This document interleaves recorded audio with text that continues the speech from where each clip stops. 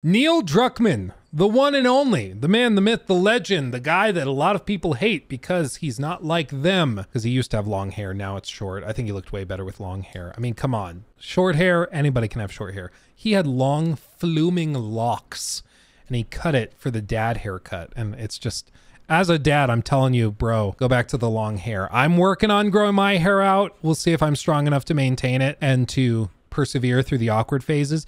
But I'm like, you gotta, once you have those luscious locks, you gotta own it, man. Like, he looked like a lion as the king of a pride, and then he got rid of it after The Last of Us Part 2. It was heartbreaking. It was heartbreaking. Anyway, not relevant to what we're talking about, but he did an interview with Entertainment Weekly and discussed like emotional elements of Part 2 and the intense fan response to the game. And I'm actually working on a video that'll be out in the next week or two on The Last of Us Part 2, because I view it as like one of the most interesting video game releases in recent memory. It was just, not only was it wildly impressive in so many ways, but it also was horribly disappointing for a lot of other people. And it was very polarizing and controversial for various reasons, some of which were just totally constructed and made up. Others were very, very valid. And so it's just a fascinating smorgasbord of weirdness and extremes. And that's why I find it so compelling, I think. In this interview, he kind of discusses it from his perspective, which is really cool. Because, I mean, again, the initial wave of negative attention that came to The Last of Us Part 2 came from a leak that happened from what seems to be a disgruntled contract employee. And it included some story details that were accurate and many that were not. They made some stuff up that was just not factually accurate. They said that Abby, for example, was actually like trans, and they said other things like that half the game was played from Joel's perspective, and like there was a lot of stuff that was not accurate in those initial leaks. And some of it was, you know, the golf sequence, let's just say, was accurate, but there was a lot of misinformation in there as well. And I was always curious. I mean, some of the stuff was just made up, and I'm sure that was part of it. Other things, and we've known that this is the case, a lot of these companies will intentionally plant varying information into different teams to figure out where certain leaks are coming from, which is always just fascinating. So like Elon Musk famously had an example of how he had employees at various companies that were leaking information. In some cases, it was like for Tesla, other times it was for other companies he was running. But what he did is that they sent what appeared to be identical emails to everybody in the company or within certain teams where they thought the leaks were coming from, but each was actually coded with either 1 or 2 spaces between sentences, forming a binary signature that identified the leaker. Because what the person would do that leaked it was that they would just copy and paste like this, the text from the email, and leak that to the press. And then the press would copy it and paste it and post that. And so when they went back, they would, Tesla or Elon and his team would then look at the sentence that was copy and pasted, and then like, oh, there's only 1 space here and there's 2 spaces there. Okay, interesting. It was definitely this guy, because this guy was the only one that received that series of spaces in that order. And so they were able to catch him. And they do some of this stuff within game development, as I understand it as well, where they will tell certain teams certain information about, say, the story, or they'll say like, oh yeah, this is project codename Doorframe, and project, they tell another team, this is project Orange Box and project Water Bottle, or like they'll just make up various code names. And then when there's a leak to the press and Jason Schreier reports, yes, they're working on a game that's allegedly codenamed Orange Box, right off the bat, the executives know it's somebody on this team, because they're the only ones that were told Orange Box. So it's somebody there. And then they can investigate further, probably pairing it up with information and techniques like the extra spacing in the messages to tell which signature is from what. So they have ways of hunting these people down. It's never as simple as just like, oh, they put a watermark on the picture. Oh, they got you. Like, no, there's so many little things that they do to trick you. It's crazy. Yeah, it's very games of Game of Thrones. Yeah, it's very Game of Thrones. So yeah, it's crazy. But with all this stuff, there were tons of leaks with The Last of Us Part 2 leading up to its launch, some legitimate, some not. And I always wondered if the parts that were wrong were planted by the executives at Naughty Dog that helped them track this down, or if it was just somebody making stuff up, because most of the stuff they got wrong was very, let's just say, like, very politically motivated and very hot button issues and stuff that they knew would rile up like 4chan and stuff. So who knows? But point is, there were all sorts of stuff. And after these leaks came out, there was a lot. They go on, or they say, the developers at Naughty Dog strategically edited the trailers leading up to the big drop in order to omit characters from certain scenes and preserve the twists. Even in some cases, there was a scene or a trailer. It's the one where Joel goes, "You think I'm going to let you do this yourself?" And he's not in that scene. In the final game, that is not Joel in that shot. It's not. So they straight up just lied. And I mean, they used a section of the game, replaced characters, and put somebody in. And it's because they didn't want that thing, that event that happens with that character to be stolen, you know, or to be leaked or inferred beforehand, not stolen. I'm talking so much about theft that it's just on my mind. So when players finally got to experience those surprises, the reactions ran the gamut from high praise to death threats lodged at co-creator Neil Druckman, Naughty Dog's co-president and head of creative. I can only imagine. I mean, I deal with stuff like this when I say, like, Starfield isn't very good. I can only imagine what he would have to deal with if he puts out something really controversial like The Last of Us Part 2, and then, you know, he's like the face of it. I can only imagine. So then he reflects on it. He says, quote, "The release of The Last of Us Part 2 was a deeply emotional experience for all of us at the studio, and we're so proud we could tell the story we wanted to with it," Druckman writes over an email when asked about those fan reactions. Quote, "It's ultimately up to fans to decide what does and doesn't stand the test of time, but in the years since its release, we've been continuously blown away by the outpouring of love, support, and acclaim for a game that means so much to Naughty Dog. Seeing fans intensely react to the story as more and more continue to discover it, and we hope that includes many more with The Last of Us Part 2 Remastered, is a wonderful reminder of the power that the stories we tell can have. The impact players have told us these games have on their lives continues to inspire us as we work on future games." I will say, and this is something I will always defend The Last of Us Part 2 on, what they decided to do was a very experimental thing. It was very different. It was very strange. And I find it very refreshing in an ocean of pretty samey game stories. And it was basically like they were trying to tell a story where you think you know who the bad guy is, and then they flip the perspective. That's really what The Last of Us Part 2 is about. It's about questioning, like, the heroes that we call heroes, are they really heroes, or is it just that we've been following their perspective, so we are rooting for them?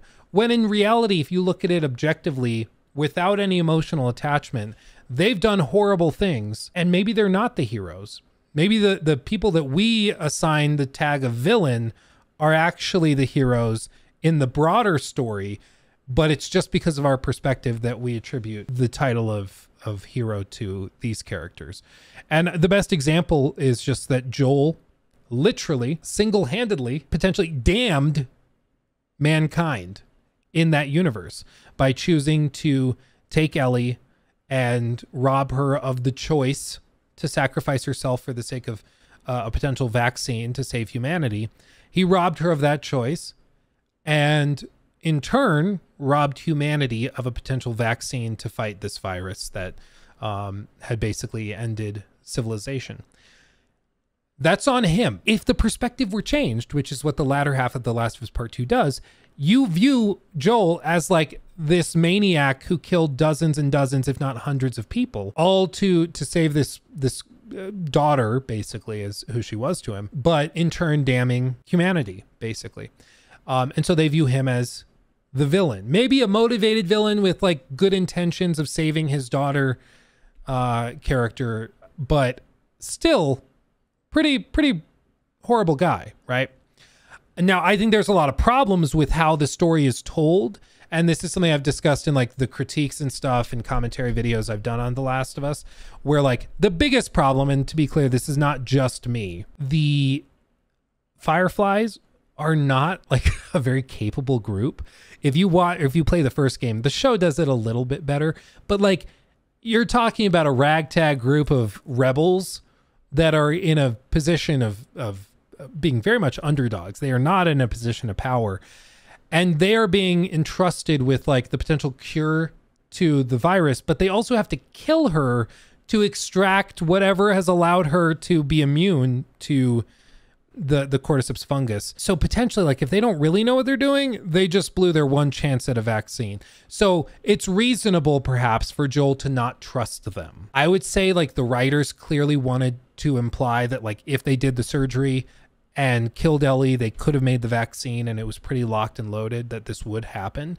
But I think a lot of the extra stuff on the side doesn't really support that conclusion, even though that's clearly what the writers were going for. But little stuff like that can introduce questions of whether the Fireflies should be trusted actually, right?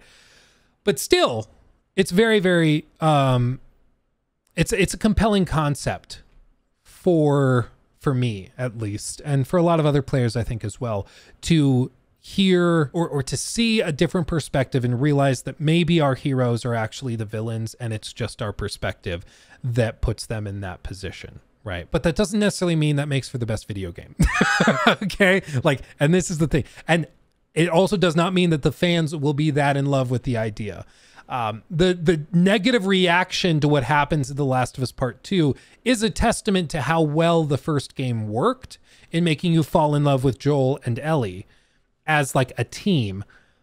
So in a way, it's like a big compliment to the team at Naughty Dog that the reaction was so polarized and so many people just hated it. Peaks and Valleys, thank you for the super chat. The 99 Czar, thank you, my friend. There's a very symbolic moment where Ellie was surrounded by fireflies very early in the game, which tells me fireflies was the right choice. Yeah, I think they do a lot of symbology with that. And like I said, I think the writers clearly were trying to suggest that this would likely have led to a vaccine. And then in The Last of Us Part 2, they heavily suggest that this was like a slam dunk. But I think if you're paying attention to the story, it doesn't feel like that when you're actually playing it yourself. Whether that was intentional when they were making the first game or not, I'm not sure. Let's see. Evil Morty, thank you also for the 10. If they called it director's cut instead of remaster, people's reactions would probably be different. I'm personally really looking forward to the remaster. I'm excited. And honestly, the $10 upgrade, I think, is extremely fair. I think the $70 for a remake that wasn't very noticeably improved was a big ask, but a $10 upgrade path for people that already own it, I think is more than fair. And I have no question there. Like, I think no complaints, no questions. I think it's totally fair. In the audio tapes you can collect that they tried to make, you find out they tried to make a vaccine before on a couple other people and all of them failed. Yeah, they had tried to do stuff before, but Ellie was a very special case because she stood out in like every way beyond those people. She had like full immunity. I think they imply that those other people did not have the same thing that she had. I'd have to go back and check. It's been a while, but yeah, I know what you're referring to. It's all semantics, but like the point is Ellie was very exceptional and then it was tough to figure out. So there was a question still of whether it would work, but at least there was a chance. But anyway, okay. Continuing on. And what an impact it has been. After winning 5 BAFTAs, 8 Game Awards, and dozens more accolades from various critic groups, with the first entry, Druckman returned with a formal sequel. They did all the stuff and it was amazing, blah, blah, blah. The story is coming back into the zeitgeist, which if you don't know means like world spirit. So it's kind of like public consciousness is how you can think of it. With The Last of Us Part 2 remastered coming on January 19th, now optimized for the PS5 console with new visual enhancements, DualSense supports, blah, blah, blah. Think of it like a Criterion Collection release for a video game, Druckman says, calling it the no return mode, the highlight of these features. That's cool. Yeah, the roguelike survival mode will throw gamers into familiar settings from The Last of Us Part 2 while allowing them to play as notable characters, each one offering a unique skill set. Lev is spotted in the announcement trailer as well. I didn't know that they'd each have their own skill sets. That's cool. So different weapons and abilities, maybe. That's cool. When asked if new characters introduced in The Last of Us world through the HBO series might show up in No Return, such as Melanie Linsky's Kathleen or Jeffrey Pierce's Perry, Druckman says no, especially given that Perry and Kathleen feature in the Part 1 portion of the story. There's no intention to add them to No Return, which is built around a roster of characters from Part 2 that we're excited to share with fans soon. Interesting. Okay. Yeah, a bunch of behind the scenes material is coming as well. Let's see. Yeah, the lost levels are being added too. Quote, these sequences, like an extended party scene in Jackson that offers more insight into Ellie's life in town, aren't intended to just let you play through an early in-development version without context. Embedded in each one are interactive elements that will offer development commentary from our team about the intention of the level, what was going on in the sequence, and ultimately why it was cut. This is what I'm most excited for. They're adding in sequences that were cut, and they're going to have commentary explaining what works, what doesn't, why they cut it. And sometimes it's just that they weren't able to polish it enough. They didn't have things working quite right. Other times it's a little more complicated than that because they're like, yeah, the pace and the context of the story didn't work very well. So it can be very complicated, but I'm very excited for this. Very. Eli Peterson donated $4.99 through Super Chat. Thank you, Eli. We just want to know why Joel owed Bill favors and what Joel did to get the coffee in the second game, Tears of Joy. Yeah, dude, for real. I kind of want to know that too. Maybe that's in one of these cut sequences. I don't know. One sequence that we know was cut, there were apparently scenes and stuff showing Ellie and Kat, her first real relationship that she had. You know, the tattoo on her arm, the famous iconic tattoo, that was apparently given to her by Kat. And there was a sequence where Ellie was interacting with Kat, I think after their breakup, and Dina's there, and it's very awkward and tense and everything. So there were like whole elements of that within the game. There was also the sequence cut where Joel and Ellie went to visit Joel's girlfriend that he had that lived outside of Jackson in like a separate area and was independent. And shortly after arriving, there's like a zombie infestation or infected outbreak, whatever. His girlfriend gets bit, and then Joel has to like usher Ellie out, because this is like before she's a full adult. She's still, it's like that sequence when they're hunting and you're learning how to use a sniper rifle. It would be during that sequence or roughly around that time. And so Joel ushers Ellie out, and then you just hear a gunshot after Joel and Ellie, or Joel and his girlfriend, are talking about what to do after his girlfriend's bit.